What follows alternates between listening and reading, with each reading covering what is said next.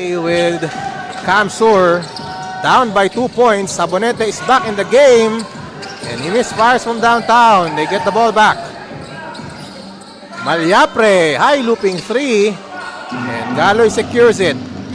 Long lead pass. Agustin hands in the air. He misses. Insha with the rebound. 2 free throws for Insha.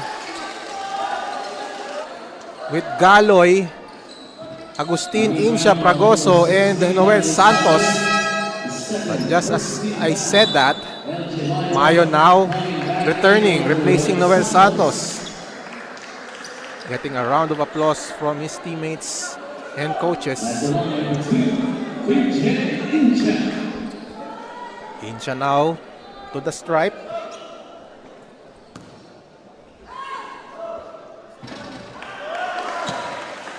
Insha's first free throw is good. Third point in the game for Insha.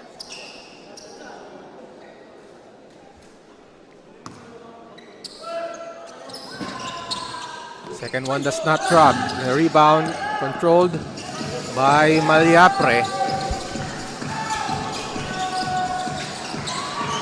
Abonete.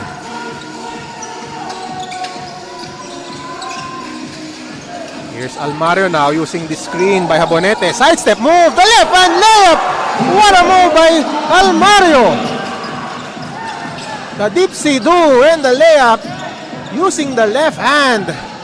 What a play, a beautiful move by Almario. Fragoso meanwhile and a hard ball.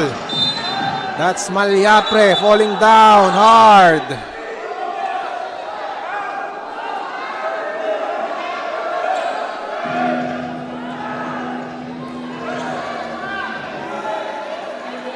Malyapre taking his sweet time to recover from that hard fall.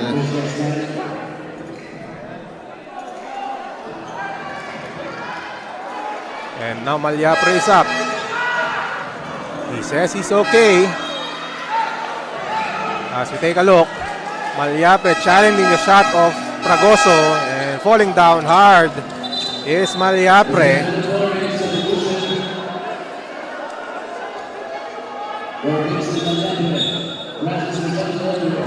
And now Malyapre looks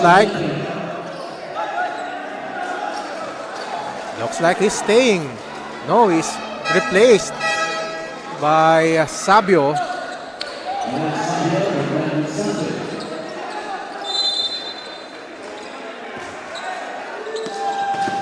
So now Kamsur with the leather, with the Express trailing by 1. And now Abonete will use that screen. Here's Almario against Agustin, the sidestep again, kicks it out to Ariate, in and out, and Mayo secures it. Kamsur has been misfiring here in the second half. Fragoso, what a move! And Fragoso has increased this Taguig lead to 3.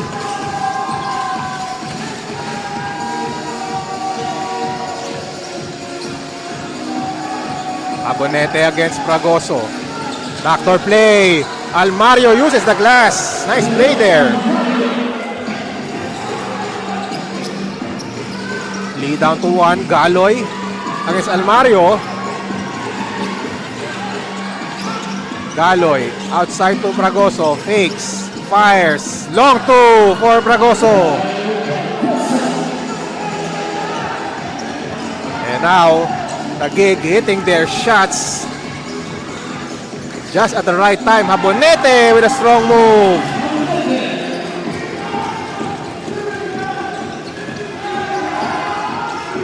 Galoy losing the leather. And that was touched by Almario. Nice move to the basket. Galoy right to Almario. But they turn the ball over. Careless possession there for the Kamsur Express. Agustin against Ariate. The screen by Fragoso. Agustin attacking Habonete. He throws one up. And again Agustin making a difference here off the bench. And here's Ariate with the answer. And that's a Blaze 3. We are tied at 72 in this rivalry game. Insha the drive. Insha way off. And now Kamsur secures the leather. Here's Ariate. Ariate attacking. Spinning. And a basket by Ariate. And Kamsur is back in the lead. Back-to-back baskets for Ariate. Bringing Kamsur ahead.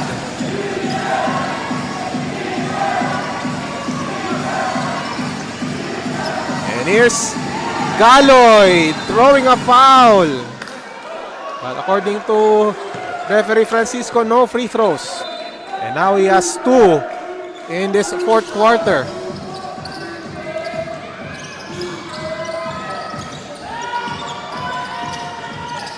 Mayo hands it off. Agustin with 4 on the shot clock. Sampurna outside. Fragoso extra pass. And we will wait for the official word. No basket.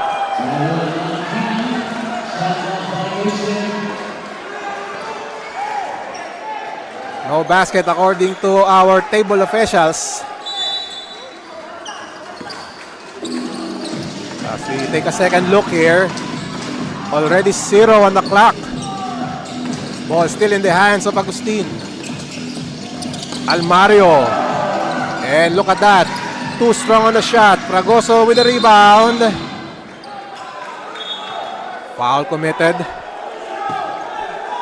As we reviewed from the replay center, it was a transition take foul on Francis Redondo. 1 free throws for Noy Fragoso. So the call is confirmed. Transition take foul on Francis Redondo, sending Fragoso to the line for 1 shot. And Redondo stopping the progress of Fragoso on that action. So 1 free throw from Fragoso plus possession for the Generals.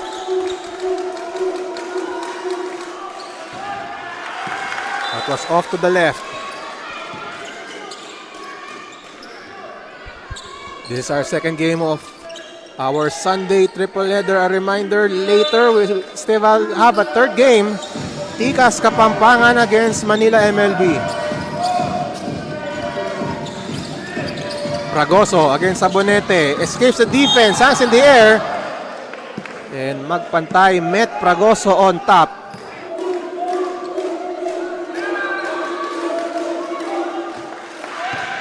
First free throw is good for Noy Fragoso.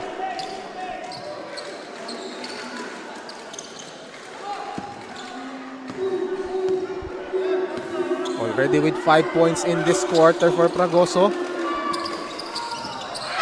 Second shot drops. Governor's Cup playing at home against Manila MLB. Ball is in the hands of Ariate after that timeout. Almario working against Sampurna. Almario putting on the moves. Attacking the baseline, and Almario scoring. 6 points for Almario this quarter. Kamsur with a 3-point lead. Sampurna, bounce pass to Mayo. Hands it off to Sampurna. Sampurna with a drive. Outside, Agustin from the foul line. Again, Agustin delivers.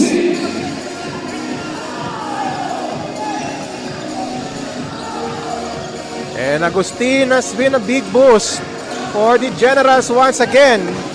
He had 17 against Zambales last Friday. And we have a foul on Dan Natividad.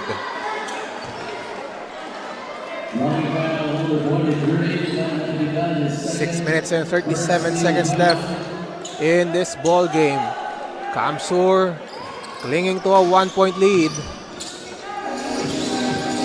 Magpantay to Redondo. 10 on the shot clock. Ariate against Sampurna. 6 on the shot clock. Foul away from the ball. And it's Almario being called for the foul, offensive foul.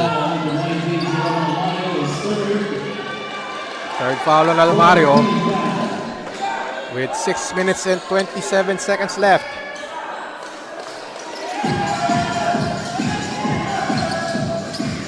Natividad to Sampurna. Right corner, Mayo.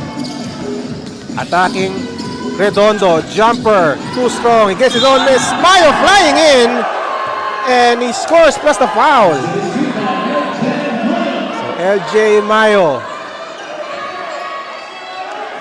never giving up, claiming that miss, and scoring on the follow-up. Let's watch it again. And Mayo read the bounce perfectly. He knew that the ball will go back to his area.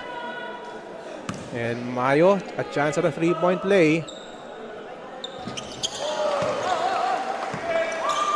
Taguig retakes the lead. Following that three-point play, Ariate bringing the ball down against Sampurna. The drive. The floater by Ariate. Ariate scoring once again. 8 points this quarter. Fragoso takes the handoff against Abonete. Looking to attack the defense of Abonete. Ball will remain with Taguig.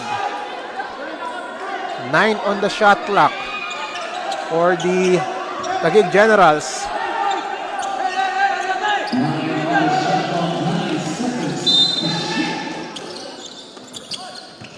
Sampurna will inbound.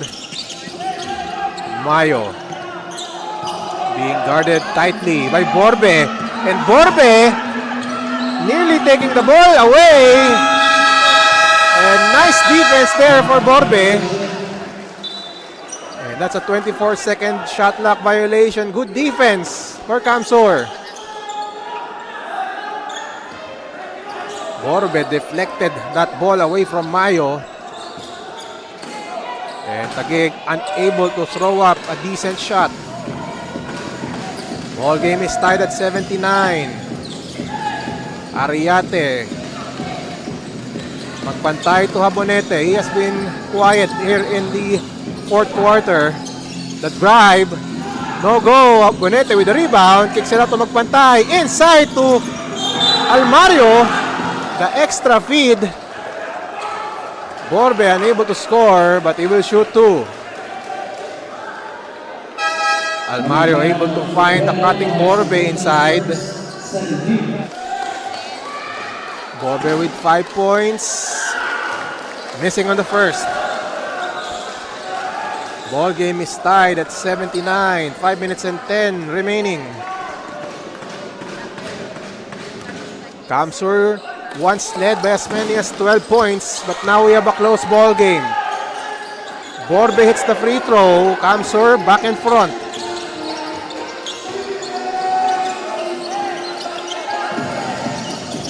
Fragoso loses it. Habonete. And now Kamsur finally secures the ball. Ariate waiting. Once Borbe at the post. And now Borbe with a screen here. Ariate loses it. Habonete recovers. 3-point shot off to the left. And Kamsur gets another chance. Fresh shot clock. Almario against Natividad. Putting on the moves. Almario will shoot 2 free throws. And Almario doing a good job of manufacturing his offense with those one-on-one plays against Dan Natividad. And Coach Bing Victoria beside himself. 2 free throws for Jerome Almario.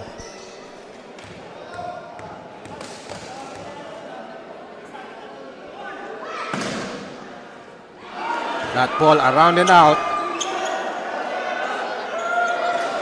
Almario with 14 in the game.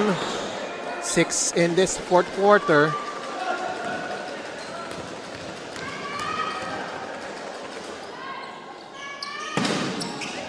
Almario over 2. Dan Natividad against Almario now for Taguig. Generals trailing by 1. Natividad nearly losing it. Goes out. Wants a clear out. Crossover move by Dan Natividad at the baseline. Drop pass. Agustin with the basket. Once again. 13 second half points for Agustin. And Taguig has reclaimed the lead. Borbe, handoff. Almario from downtown. Short rebound. Mayo. Mayo on the attack. Outside pass. Azares from the outside. Got it! The 3-point shot by Azares.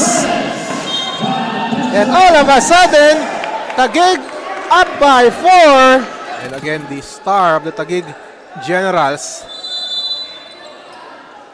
But for this game, he had a lot of support as well from the likes of Agustin, from Azares, who nailed that 3 earlier. And of course, Edsel Galoy also stepping up, giving Taguig a 4-point lead. And now Kamsur with the leather. Ariate to magpantay, thinking 3, driving inside, lost it. Turnover, chance at the Blaze 3 for Taguig. Mayo skying in and a foul. Chance at a 4-point play for the Generals and Mayo. Again with a crucial basket. Watch it here. The drive. The finger roll by LJ Mayo. Beautiful. A chance at a 4-point play for Mayo. And all of a sudden, it's an 8-point Taguig lead. Kamsur once held a 12-point lead early in the game. But at this moment, Taguig now with an 8-point lead. 3 minutes to play here in the fourth. They go back to Abonete. Kicks it out to Ariate. Ariate double team. Ariate nowhere to go. Outside, Maliapre wide open for this shot. In and out. Abonete gets the rebound. Abonete double teamed again, and he misfires. Fragoso losing it, diving for that basketball. Ariate inside, and Borbe blows it, but he recovers and scores. Kamsur still fighting, down by 6. Fragoso slowing things down for the Generals. Mayo against Borbe, 12 on the shot clock. Mayo wants a clear out. They go to Natividad. Natividad pulls up his favorite shot, short. Rebound by Agustin, and he puts it down. Agustin, what a night for him. Stepping up for the Generals off the bench. 8-point lead for the Generals. Ariate to Borbe. From the corner, the jumper is good. They needed that. Cutting the lead of Taguig.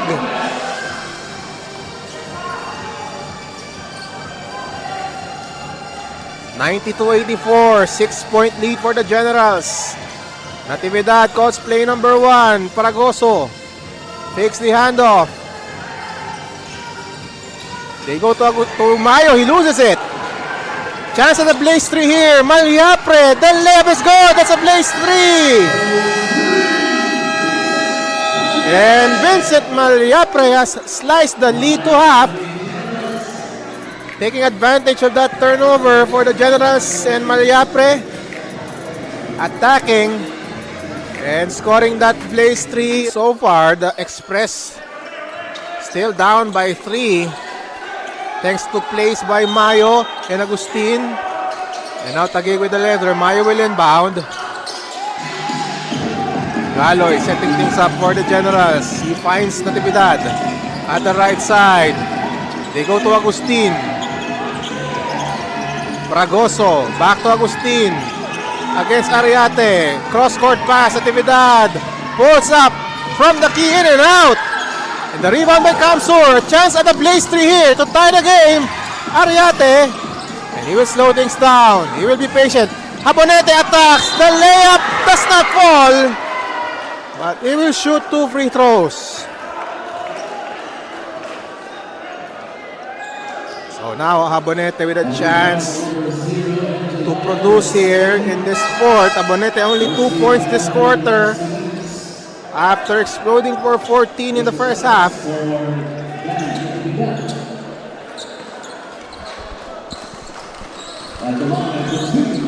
So now Abonete now steps to the foul line for 2 shots.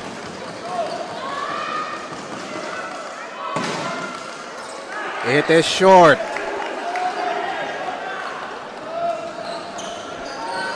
Score stays at 90-87. 68 seconds left.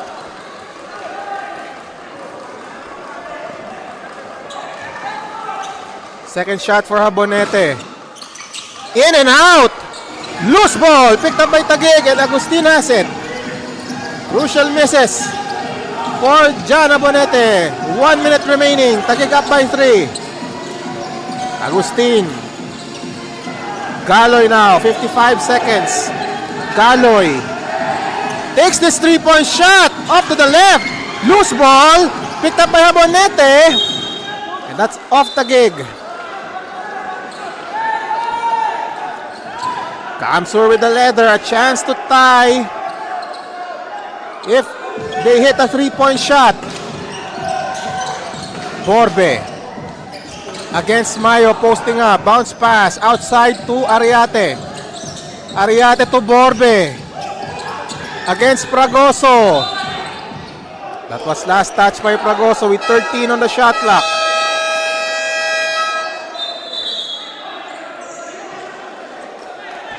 And Taguig now with the possession. 37 seconds. Kamsur still has a chance. They need a stop here. Galoy. Over now to Azares. Fragoso. Escaping Abonete. Fragoso misses. The tip won't work. Who gets that basketball? It's Kamsur. Oh, and a turnover. A costly one for Kamsur.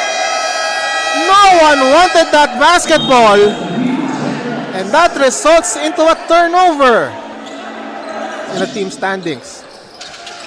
Here we go, 3-point lead for Taguig. Kamsur needs a stop. Agustin, steal by Ariate. Ariate with the ball. Ariate will attack, kicks it out. This is for the tie. No goal. Loose ball taken by Fragoso, and a foul is committed.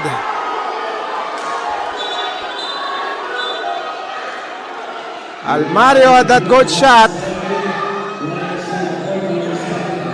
And a foul committed by Borbe. Azares is down after that hard foul.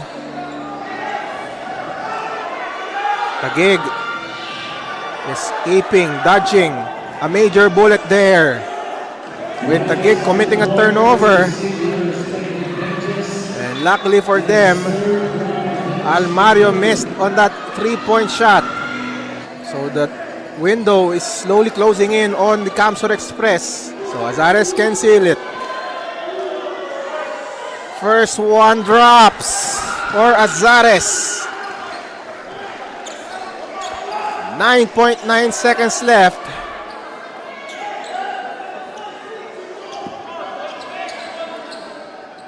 Second one on the way for Chris Azares. He misses. Taguig does not need to foul. 3-pointer on the way for Ariate. Way off. Agustin secures the rebound. And another foul on the Express.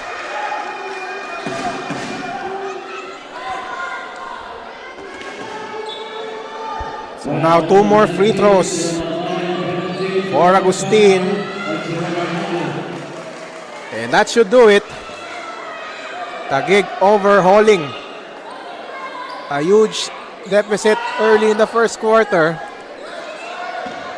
Slowly but surely coming back to this ball game. And now JM Agustin, one of the heroes for Taguig, stepping up here in the second half. Agustin, he was everywhere, cleaning up misses, claiming rebounds, scoring on short stabs. high percentage shots. And we have a lane violation, 3.5 seconds left. And of course, allow them to use most of the clock here. 3.5 seconds left.